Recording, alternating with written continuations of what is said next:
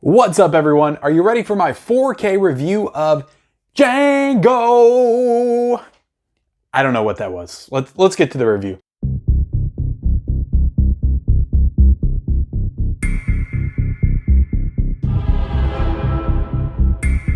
Hey everybody, and welcome back to the Mid-Level Media channel for my review of the Django, the latest Arrow Video release, Arrow Video 4K release that was sent to me by Arrow Video to review and talk about with you guys today. And I want to thank Arrow Video so much for sending this to me and giving me the opportunity to discuss it with you guys. So before we get into it, guys, before we do the deep dive, before I talk about the movie, the visual audio quality, the special features, the packaging, I want to ask that if you are not yet a subscriber of the Mid-Level Media channel, what are you waiting for? Hit that subscribe button. I do all kinds of great physical media based content on this channel. I do Blu-ray hunts every single week, reviews like this of new 4Ks and Blu-rays, and sometimes I go back and do ones from months ago.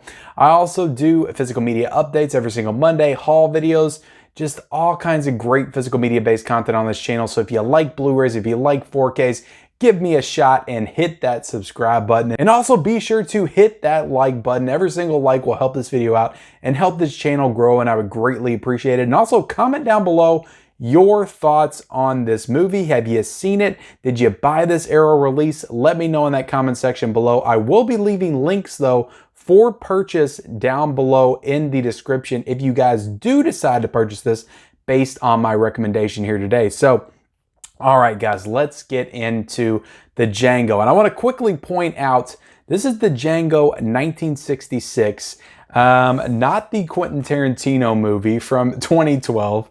Yeah, so this one is heavily influenced on this one that came out in 1966. And yeah, I did not know much about this movie at all. I vaguely knew that there was an original the Django that came out in the 60s, but I really didn't know anything about this movie. And this is what you would call a spaghetti western, directed by Sergio Corbucci. I feel like I get his name wrong every single time I pronounce it, but directed by Sergio Corbucci and starring Franco Nero, who became one of the biggest Italian Western stars of the 60s and 70s. This guy blew up, and they even talk about this in the special features. This guy blew up bigger than Clint Eastwood and John Wayne combined at one point. Everybody wanted to see Franco Nero in the latest Western film. So just some context with this, and I didn't know too much about this. I've heard the term spaghetti Western before, but I didn't really understand what it meant. Of course, it means an Italian Western. So the Italians capitalized on the success of the Western in American cinema, and they decided to go off and make their own Westerns, setting them in America but filming them in Italy. So a little bit of that was gone into in Quentin Tarantino's other movie, Once Upon a Time in Hollywood. As far as Leonardo DiCaprio's character, Rick Dalton goes to Italy at one point in the film, shoots a bunch of Italian Westerns, make a ton of money, and then they would come back to the United States. So I find all of this super fascinating. So this was my first experience with an Italian Western, a spaghetti Western. So going into this, I really didn't know what to expect. I'm not a big Western guy in general, even the American ones. I still have not seen The Good, the Bad, and the Ugly. And yes, I know I need to see that movie. So going into this, yeah, I wasn't sure what to expect, and I came out of this movie just absolutely loving it, and it makes me want to watch more of these types of films. It makes me want to watch more Westerns in general. Basically, what this is about is the character of the Django. He's kind of a loner, just kind of roams the deserts, a vigilante, if you will. He saves a prostitute that's in peril from a racist gang, and then he kind of gets embroiled in this feud between the gang and between some Mexican revolutionaries, and it takes place kind of, I guess, in Texas, kind of on the American-Mexican border. It's not really clear like where it is, but it's set in the Old West. So again, filmed in Italy, but set in America in the Old West. And yeah, right from the beginning, guys, I just want to point this out. Right from the beginning, the song kicks in, Django, the exact same song from Quentin Tarantino's movie. And as soon as that kicked in, I was like, oh my God, Quentin Tarantino, I don't want to say copy because the two movies are very different, but just straight up lifted that song from the beginning of this to put at the very beginning of the Django. And it instantly hooked me into this movie because I love the Django. So as soon as I heard that music, that iconic, what I would consider now it's iconic music, it immediately invested me in this movie and the character of the Django in this world. So another thing to note is that all of the actors are Italian, so they speak in Italian. So you either have the option to have the voice dubbing, which I did for about 50% of the movie, or you can switch it to subtitles and actually hear them speak, the actors themselves speak. So I am not a huge fan of dubbing. It always takes me out of it. If I'm going to, I want to at least hear the actor's voice because I feel like it gives me a better perception of their performance, regardless of if I understand what they're saying or not. I just feel like I get a better sense of how they emote, just their emotions in certain moments and scenes when I can actually hear their voice. So I'm not a huge fan of dubbing. So I tolerated the dubbing for about 45 minutes and then I switched it over to subtitles, which I much more preferred. But yeah, there's just tons of great action in this movie, and Nero just plays such a great kind of stoic, heroic type character. He's carrying this coffin around, okay, pretty much like the first 45 minutes, and you finally get to see what's in the coffin when the gang attacks the town. And he gets this big ass minigun out of this coffin and he just mows down all these people. It's so completely satisfying.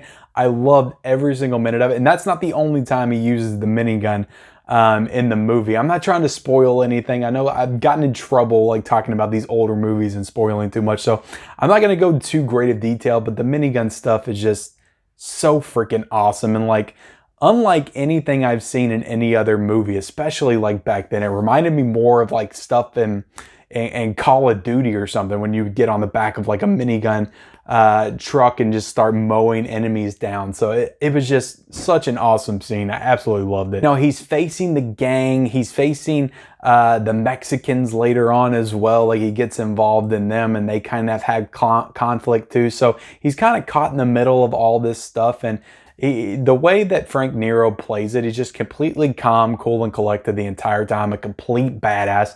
I loved his performance. Again, this movie isn't necessarily known for like the performances and the characters. It really doesn't engage in that way. The story's pretty basic as well, but I think it's well told and well done. And it's just fun and consistently engaging throughout the entire runtime of this movie. There's also a little love story in there as well that I thought was a nice little addition. So overall, guys, as a movie, I'm going to give this a 4 out of 5. I absolutely love this movie. It's not perfect. It's not what I would consider an all-time classic, but it actually made me want to check out more of these spaghetti Western. Maybe I want to watch more Westerns in general. So I thought it was an absolute blast. I thought it was super fun. So a 4 out of 5 for the movie. So one thing that I want to point out before we get into the packaging is there is 2 movies in this set. The other one is a movie starring Frank Nero. It is not directed by Sergio Corbucci though, and it's called Texas Adios. So in this release, it's only the Blu-ray for that movie. I did not watch that film. I do plan to at some point, but I did not watch that for the purpose of this review. But having an entire other movie in this set is a really cool addition, if you ask me, regardless. But let's get into the packaging of this set, guys, because this is Arrow Video, like I've said, does such a wonderful job with their packaging. I always hit their cases just to kind of demonstrate the sturdiness of it, but these box sets are just so fantastic. I love them. In this set, they really went out on this one. They've been going out all year between the Donnie Darko set, the Tremors. I know Tremors was like the end of last year, but they've just been going all out this year, releasing some of the best, incredible releases like on the physical media market. So let's get into this, guys. You got this case right here. Like I said, nice hard case. Then you got the poster right here, and I'm going to show it. So yeah, Awesome poster. Awesome poster. We'll flip it to the back right there. Super cool. I don't think I'm going to cut to an unboxing for this one because I want to be able to show the poster, and it's harder for me to show it like that. But you have this cool thick booklet in here as well. Let's kind of flip through some of the pages. Bam, bam, bam. Yeah, so just really cool stuff, guys, in this set. We'll go ahead and open this up right here. You got disc artwork that just looks fantastic. There's the Texas Adios artwork in there. You got all of these cool cards inside, these like little postcards inside as well. I'm not going to go through them. Again, I unboxed this on my channel like a couple of weeks ago, so you guys can go check that out in my Arrow video haul video that I did. All right, so go ahead and close this back up. Well, I'll show you the reversible cover art real quick. All right, so that's the original artwork, and then I'll flip it to the other one. So again, I'll ask the question, do you guys flip your reversible cover art when you get it? Right there, guys, you got the original artwork right there on the front, or the Arrow artwork, not the original. All right, so I'm going to put all this stuff back in, guys, and then we're going to talk about the visuals, guys. This is, to me, I'm going to go ahead and say it. This is the best, as far as like the 4K transfer, this is the best release of 2021. Hands down, I think. I can't think of one release that came out this year that beat the Django as far as the actual 4K transfer of this. So I thought it was absolute superb. I'm going to be showing some images. You get a close-up on several close-ups on a lot of people's faces, but there's a couple in particular towards the beginning. You got these close-up on Franco Nero's face. You could just see so much detail right down to like the facial hair and the pricklies coming out of his beard. I just thought it looked incredible. Like everything just looks stunning. It pops. All the colors pop. And the detail is just second to none. Like, and if you're not a big grain fan, this movie, at least from my perspective, from what I noticed, has very little film grain. It all looks super clean, crystal clear all the way throughout. So they did take the 35mm camera negative, the original print, and remaster it in 4K. I'm telling you right now, this is the best 4K transfer of the year. I'm not saying it's the best release or the best movie. I'm saying as far as the transfer, strictly the transfer, for my money, it's the best of the year. It is a mono 1.0 track, so no Dolby Atmos with this release, but still, regardless, guys, I thought this sounded fantastic across the board. Like I said, with that iconic score, the iconic song from the beginning, it all sounded great. Getting into the special features, guys, tons and tons and tons of special features in this. Archival interviews, really cool archival interviews. You have one with Corbucci's wife, talking about him and how he made the movie. You also have one with Franco Nero. That was actually a really cool interview. The guy looks, and I don't know how old these interviews are, but the guy looks incredible for being in this movie. And he was in his early 20s when he starred in this movie. But he still would have been like 70 or 80. He looked like he was about 50 or 60. So I don't know what he's doing to kind of maintain his age and look so young, but he looked fantastic in that special feature. But yeah, and they go into how he was actually in the Django, Quentin Tarantino's The Django, and how he talked to Tarantino before he made the movie, which I thought was really cool. But yeah, just tons of special features in this release, guys. Making of, interviews, and of course a whole entire additional film of Texas Adios. So yeah, I think this is a fantastic release, guys. Absolutely. It is $42.99 right now.